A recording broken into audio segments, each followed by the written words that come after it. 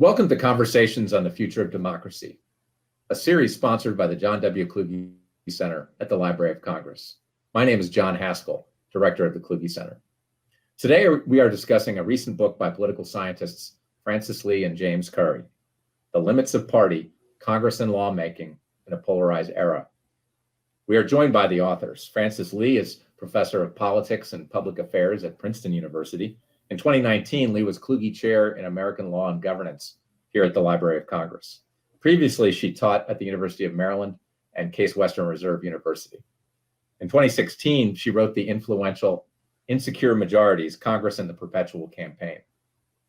Jim Curry is associate professor in the Department of Political Science at the University of Utah. He joins us from Utah today. He's the author of Legislating in the Dark and has worked on Capitol Hill, including a stint on the Appropriations Committee. Welcome to you both. Glad you could join us. Francis, tell us where you got the idea for the book.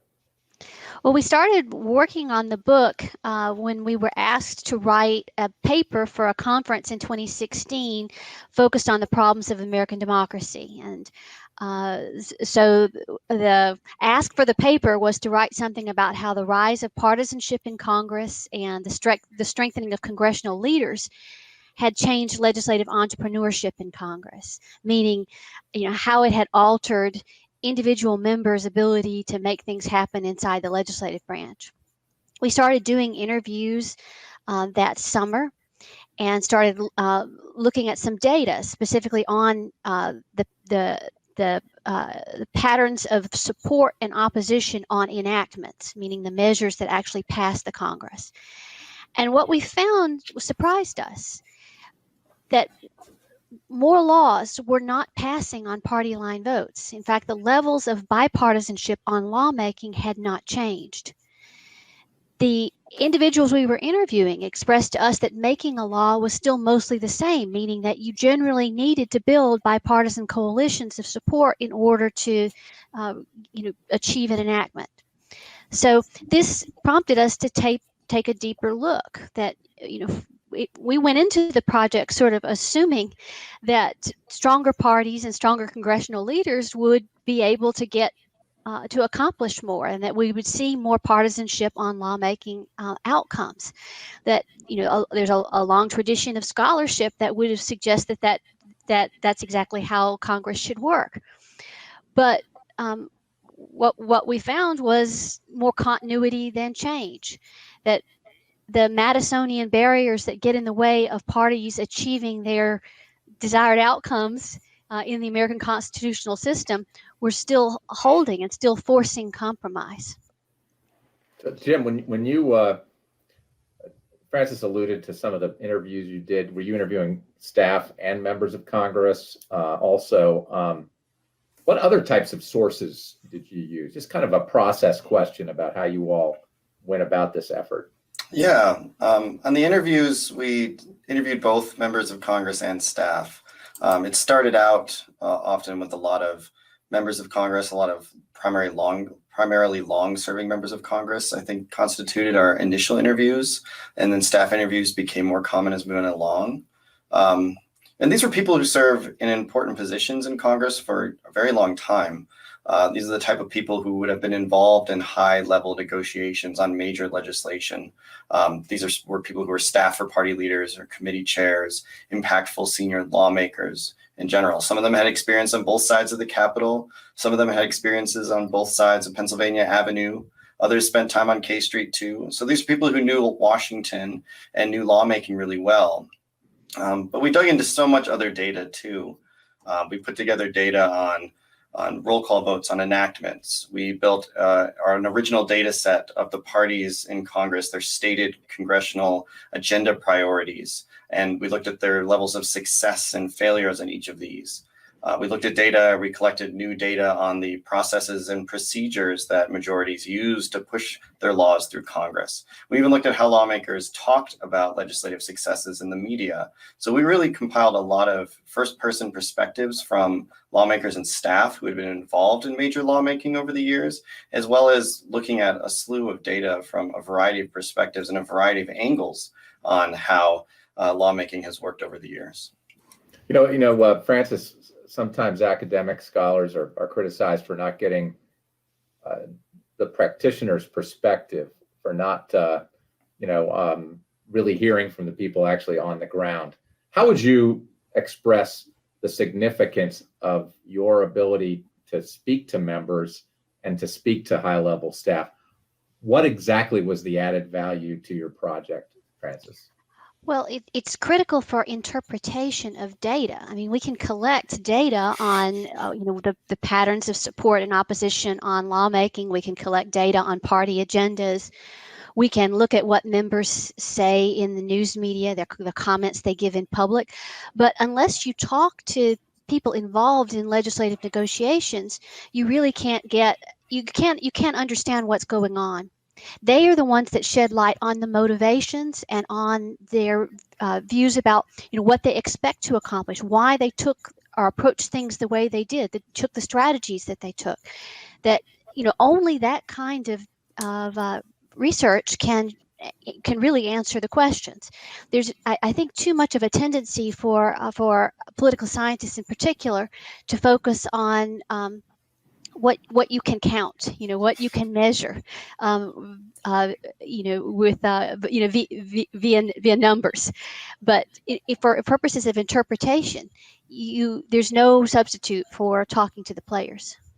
So, Jim, Frances mentioned at the top that what you found in terms of the still needing bipartisan majorities, so-called strong parties or polarized majority parties not getting what they want any more than they used to. This goes against the conventional wisdom, and Frances suggested this too, that Congress is dysfunctional, as interpreted as meaning that they're not getting anything done.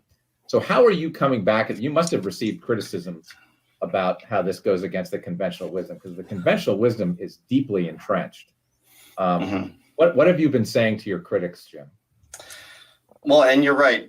We didn't necessarily get a lot of criticism early on, but a lot of disbelief when we would show this to people, despite the data being so clear when we showed them these graphs, just like, it can't be so. And our response is simply just look, first and foremost, just look at the data. There is a lot of partisanship and a lot of partisan roll call voting on Capitol Hill, but those are not on the things that pass and get enacted. Things that turn into laws by the necessity of the political system tend to get overwhelming support. That because the opposition party, even when you have unified government, almost always has control over certain veto points, like the filibuster in the Senate. And because divided government is such a norm, that for laws to make it through all the hurdles and get there, they simply have to draw on enough bipartisan support to pass. But one of the underplayed things here too is just how much intra-party disagreement exists, just how often majorities disagree amongst themselves about how they should approach different issues, even those that are on their agenda. The Republicans, in their efforts to repeal and replace the Affordable Care Act, give a very high-profile example of this, something that the Republicans had been running on in elections for several cycles. By 2017, when they finally took unified control of the House, Senate, and presidency. And you would have thought from the unanimity around their rhetoric and around the votes that they had taken in the past that this should have been easy work. But as we saw, it was hard first for Republicans to unify behind a repeal bill in the House, and then they were simply unable to unify behind any repeal bill in the Senate. And so it turns out that both because the other party has some control over the process and because the majority party tends to not be as unified as we think they are, that you get these kinds of outcomes that I think when you explain it to people in those terms, they can see just how much, even if parties don't want to work in a bipartisan way, even if they want to do things in a one-party way, they simply can't. Frances, you want to add to that? I mean, I think Jim sums it up. I suppose one thing to point to is that we also found from our interviews that the polarization actually forces even more bipartisanship in a paradoxical way, because what polarization means is that it's very hard, often impossible, for a majority party that needs a few extra votes to go and pick off a few moderates from the minority party to pass legislation. That instead what they find is there's nobody to pick off, there's nobody in the middle. And so in order to pick up any votes to clear veto clear veto points in the legislative process, they wind up having to go directly to the minority party leadership to strike a deal. And so the final result is legislation that gets majorities of both parties, rather than just you don't get bipartisanship with all the members of the majority party and just a few, handful of members from the minority party. That's not a common coalition pattern at all, and part of that stems from polarization. So polarization, in that sense, forces even more bipartisanship on legislative enactments. See, that's headline material there. That's to say that polarization forces bipartisanship, and and anecdotally, I remember when President George W. Bush took over and had, for a time, bare majorities in the Congress, his process was exactly what you described. Doesn't happen anymore. Was he would pick off one or two Democrats. He'd go to Nebraska and get Ben Nelson or something like that. But you're saying now that opportunity is less available because even the more moderate Democrats, for example, are unwilling to cross the line. I mean, that's headline stuff. So that's because you're also speaking, you've both spoken to the paradox of more party line voting, yet legislating being done in a bipartisan way. Is that a paradox, or is that just we're talking about two different things: partisan voting or party line voting and the bipartisan legislating? Well, party line voting serves a lot of purposes for members of Congress. It stakes out the positions of the parties. It allows the parties to communicate to their constituencies out in the electorate what they stand for. And so lots of votes are staged for the purpose of clarifying the differences between the parties. It's a representational function inside a legislature to communicate those differences and to show that you're fighting for the constituencies that support you. But in the end, to pass legislation, compromise is almost always necessary. A party's base by itself is generally not sufficient. That a majority party, by virtue of being a majority party, has some members who represent seats and that are not safe for their party. And those members often will drag their feet and are hard to bring along on controversial matters. They're often uncomfortable with some of the party messaging. And so when it comes to legislating, if a majority party can unify itself around important legislation, it tends to also attract some support from the party opposition. That the parties are not as different when it comes to legislative outcomes, what they're able to pass, as they are in their messaging and in their platforms and in their campaign communications. So, go ahead, Jim. I was just going to say, in addition to everything Francis said, one of the interesting things that came out of the interviews that we found was that sometimes these very partisan votes that take place serve as just a precursor to a bipartisan deal.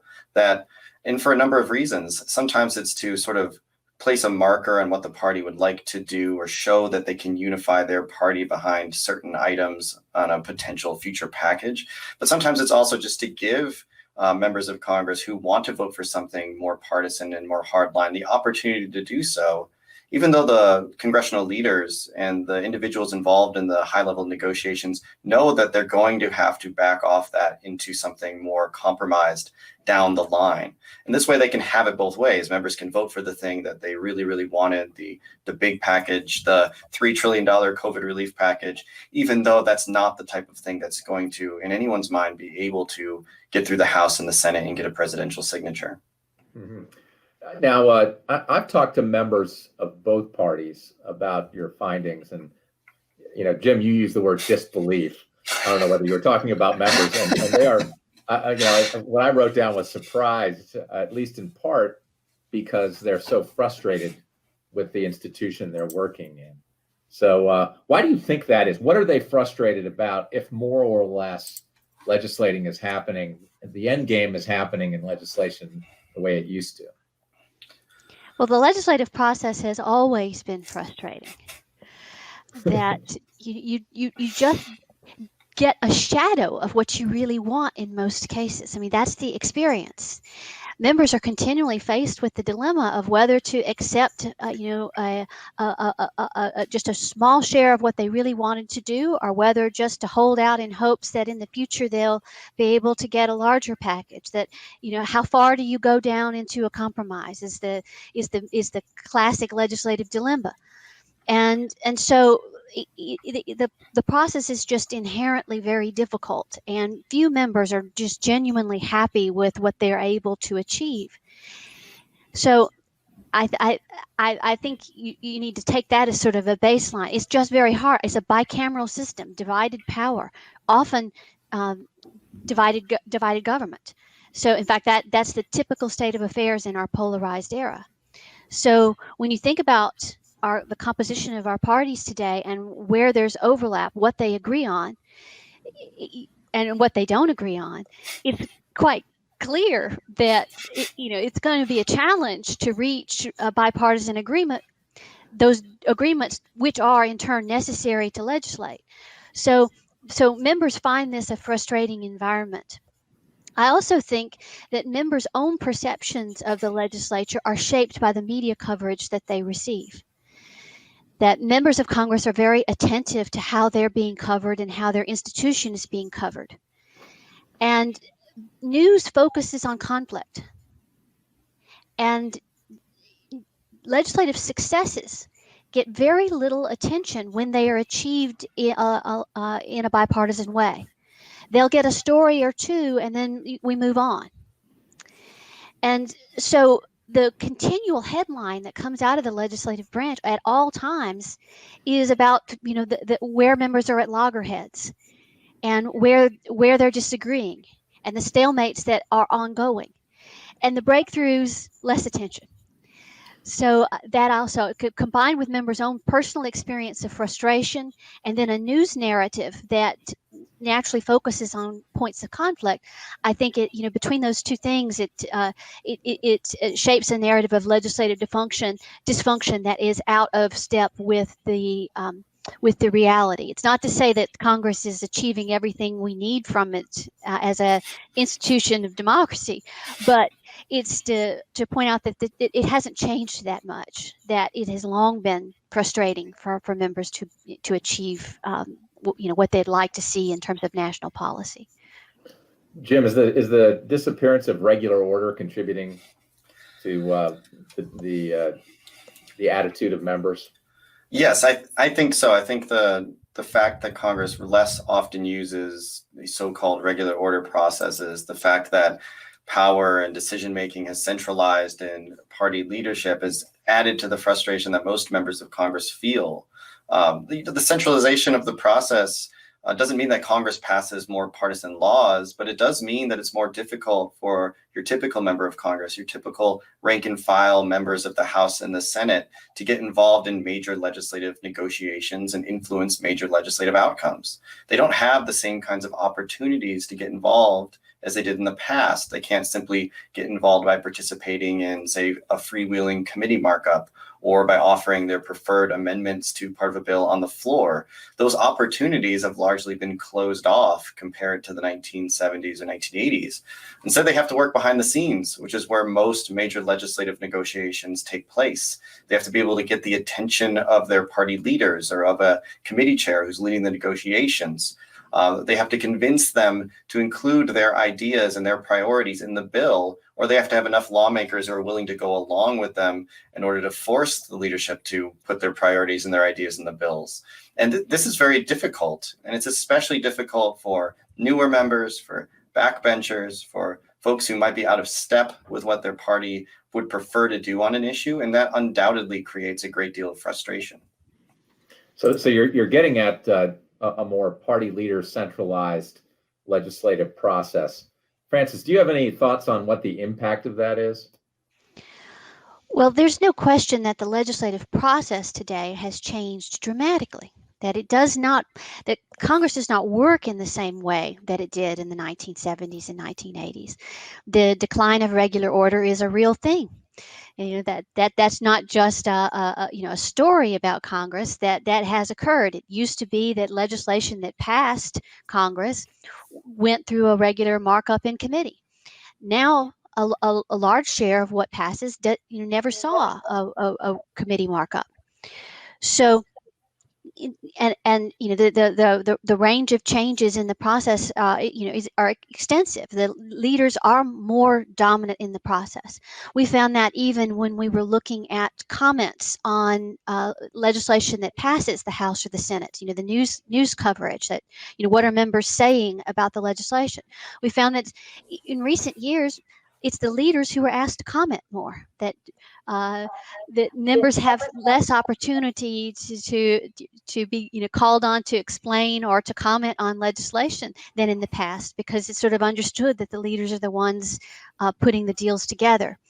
So it's definitely a more centralized process. That's why that's sort of that was the setup for our book, that we thought we'd see a lot more change in legislative outcomes, given that we knew that the process had changed so much. And what was surprising is to find that even despite all that internal change, that legislative outcomes still need to be bipartisan in order to yield legislative enactments. Jim, do you have anything to add to that? No, I think that pretty much covers it. So I'll hit you with this then, Jim. If the filibuster in the Senate for routine legislation were to go away, would that change things? Would that make a big difference in terms of the need for bipartisan majorities, in your opinion? It would make a difference, but if our research based on our research and what we did for the book, it wouldn't make as big of a difference as I think many people think. So in the book, we take stock of each congressional majority's stated policy priorities going back to the 1980s. We find they succeed, at least in part, about half the time, but they outright fail the other half of the time. And in those cases where they failed, we took stock of how that failure occurred. So where in the legislative drive did an effort on a specific priority come to a halt? And we found that filibusters account for some of the failures. Specifically, they accounted for about 1/4 of the failures. So if the filibuster were to go away, we'd expect the parties would be able to achieve some additional policy changes, particularly on those things that the minority has blocked before. But there's a large share of other things that fail for other reasons. Mm-hmm. Francis, in Washington, there's it's probably a bit of a stretch to call it an industry, but there certainly is a whole constellation of interests who are focused on legislative dysfunction, and they usually, as we've stated at the top, they usually focus on the idea that Congress isn't getting as much done as it did before, and that they're failing to do their job, their legislative job. Now, your research, of course, challenges that. So I guess what I want to put you on the spot with is what nuanced take about Congress is your main takeaway from the book for people who are completely persuaded that Congress is dysfunctional? Well, I'll give you two rather than just one. One is that in our research on the effects of centralized legislative processes on outcomes, so meaning that the departures from regular order, centralization in the legislative leaders, that we found that more centralized processes do not yield more partisan laws. That the process itself does not predict anything about how partisan or bipartisan the legislative outcome will be. That it's not a leading indicator of whether you've produced a piece of legislation that can command broad support in Congress. So it's simply not true, despite many people making this assumption, many in the reform, what has sometimes been referred to as the reform industrial complex, that laws that go through a more partisan process, or that are a more centralized process where the leaders take the dominant role in negotiating the legislation outside of regular order, those are not more more partisan than laws that go through an open committee process. So I would offer that as one key takeaway. And as another, I would encourage those who see Congress as irredeemably dysfunctional to take a look at what actually passes, to go and review recent Congresses and what they have achieved. Gets very little, as I mentioned, very little news attention. And so, the narrative that you glean from reading the newspapers, the front page stories about what's going on in Washington, is one of continual conflict. But take a look at what actually happens. Look at the public record. So let's just review what's happened in the Trump administration, over the past 4 years. An unbelievably toxic environment of partisanship featuring a presidential impeachment. And yet, we've had Congress overhauled federal criminal justice policy with the First Step Act, strengthened federal sex trafficking laws, restructured trade policy with Canada and Mexico, revamped veterans care, updated and adapted copyright laws to the age of digital streaming, protected millions of acres of wilderness, permanently extended the September 11 Victim Compensation Fund, descheduled some cannabis products from the Controlled Substances Act, and mandated paid maternity leave for more than 2 million federal civilian workers. Now and all of that happened before the passage of the CARES Act, which is the single largest stimulus package in U.S. history, amounting to about 10% of GDP. So how can one, review this, these past 4 years and say that nothing of consequence happened? But that might be the impression that you get if you're just focusing on news coverage as opposed to actual legislative output. A review of what Congress actually accomplished shows that that any narrative of just continual gridlock and dysfunction is oversimplified. And you left out the National Defense Authorization Act every year and the omnibus appropriations. So Jim, I'm going to give you the last question, although we'll let Francis chime in. What does your book provide in terms of lessons on what to expect in the upcoming 117th Congress? Well, what it tells us to expect is that regardless of whether Democrats win or lose the 2 seats that are up for grabs in the Georgia runoffs, that whether or not there's unified Democratic government or divided government, we should expect the parties to get far less than they say that they want to get. In particular, we should expect that the Biden administration is not going to be able to deliver on all of the hopes and dreams of progressives and liberals in the Democratic Party. But that doesn't mean that the Biden administration and congressional Democrats won't be able to achieve some of what they want to achieve. Time and time again, parties come in, they want to achieve big things, and they can't necessarily achieve everything they want. But divided government and congressional gridlock don't mean that they don't achieve many of the things that they set out to achieve. In fact, we find over the course of the 30 years we look at that parties achieve some success about half of the time and about half of the things they set out to do. The other thing that it tells us is that we should look for these things often happening in ways that we don't necessarily observe so readily because they don't get covered so strongly in the media, directly what Francis was just talking about, that so many of these things kind of pass attached to these omnibus spending bills that happen at the end of each year or attached to the National Defense Authorization. They get attached as riders at the very end of a Congress, such that the coverage is largely about Congress finally passes a spending bill to keep the government open. But that spending bill included all these different priorities, sometimes from both parties, that have been working through the legislative process and have been working through congressional negotiations for much of the past year.